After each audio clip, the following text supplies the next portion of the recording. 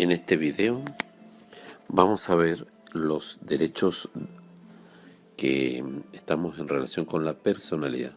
Tenemos los derechos a la individualidad y dentro de los derechos a la individualidad tenemos el derecho a la vida y a la integridad física y psíquica de las personas.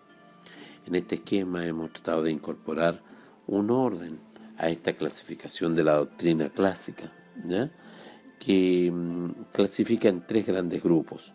Estos grandes grupos está el derecho a la individualidad, y dentro del derecho a la individualidad tenemos el derecho a la vida y a la integridad física y psíquica de las personas. Estos derechos tienen un tratamiento constitucional y legal, en la legislación penal específicamente.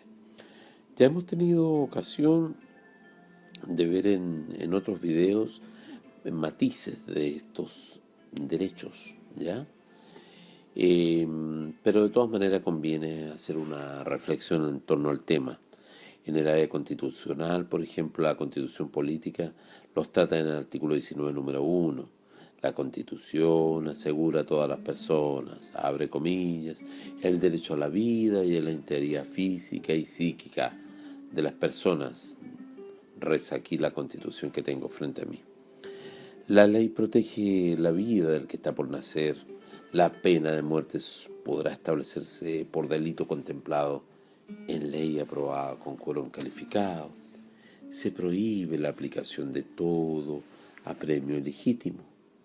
Por su parte, el Código Penal castiga los delitos cometidos contra la vida e integridad física y psíquica de la persona. Por ejemplo, protege la vida al sancionar el homicidio. El artículo 390 del Código Penal contempla la figura del parricidio, el 391 del homicidio, el de asistencia al suicidio, que es el 393, el de infanticidio, que es el 394, entre otros.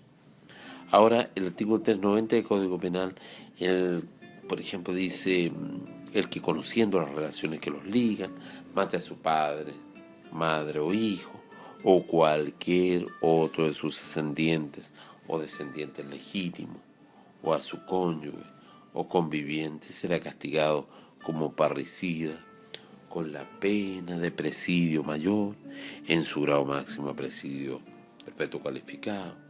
Y así podemos seguir viendo artículos del código, ¿ya? Pero más o menos dentro de ese esquema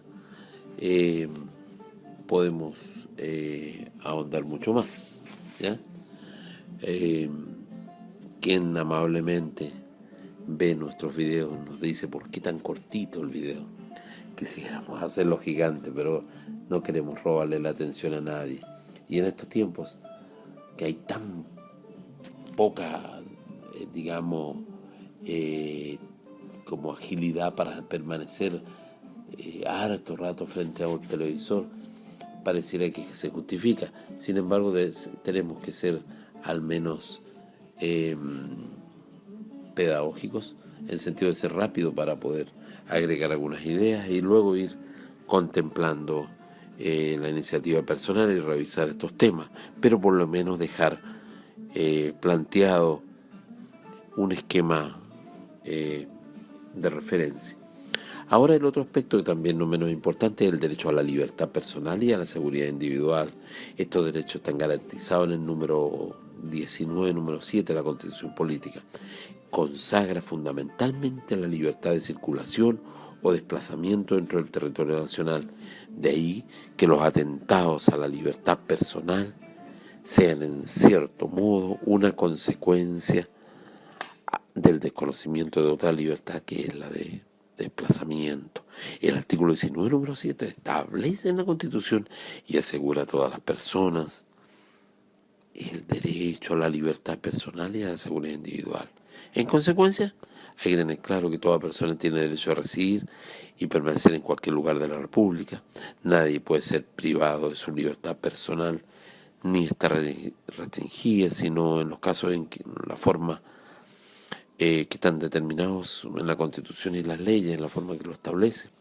Ahora, nadie puede ser arrestado o detenido sino con orden de funcionario público expresamente facultado en la ley. ¿ya?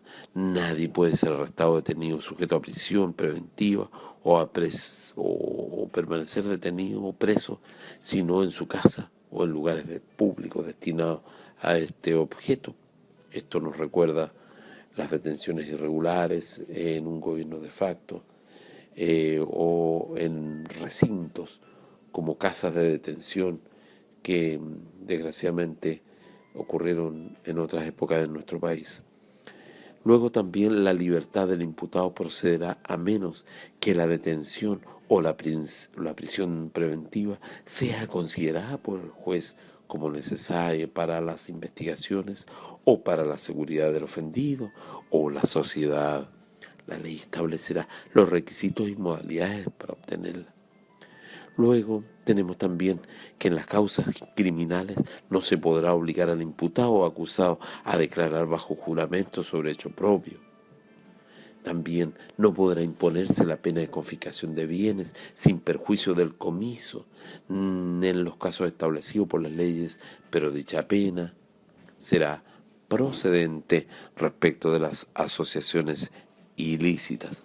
Debemos recordar que no hace mucho se está por rematar o se remató, depende de la fecha en que cada cual vea este video, o autos pertenecientes a los carteles o a las bandas organizadas para el tráfico de drogas en nuestro país. Y en ese sentido hay acreedores, hay embargos, hay prohibiciones de ventas que han debido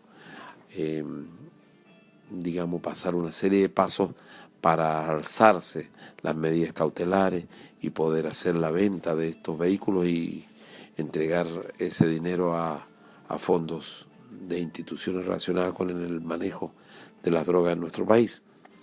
Pero bueno, eso es aparte y un alcance que se nos menciona.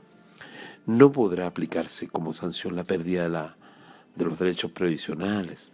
Una vez dictado el sobreseimiento definitivo o sentencia absolutoria, el que hubiera sido sometido a proceso o condenado en cualquier instancia por resolución de la Corte Suprema, declara injustificadamente errónea o arbitraria, tendrá derecho a ser indemnizado por el Estado. No hemos hablado de lo que cuesta por los perjuicios patrimoniales y morales que haya sufrido.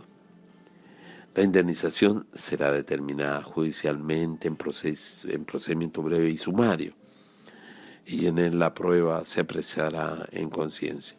Esto hay que verlo en términos prácticos. Bajo ese análisis le sugiero que se profundice. El Código Penal castiga los delitos cometidos por infracción al derecho a la libertad personal y a la seguridad individual. Por ejemplo, se encuentran tipos en los artículos 141 y siguientes del Código Penal.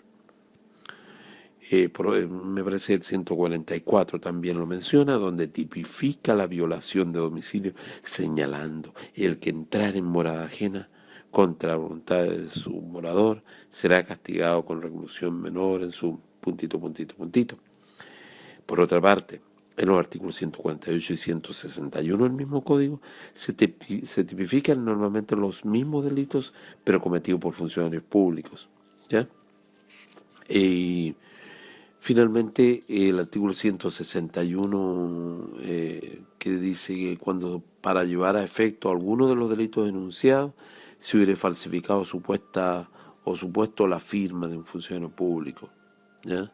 Los autores y los que maliciosa o fraudulentamente hubieran usado de la falsificación o suposición serán castigados con presidio menor en su grado máximo, ¿ya? Esto está en relación, como decíamos, en nuestro esquema, a lo relacionado específicamente con el derecho a la libertad personal y a la seguridad individual garantizados en el artículo 19, número 7, que vemos aquí. Esto lo vemos graficado en esta área, en este primer cuadro, en nuestro esquema.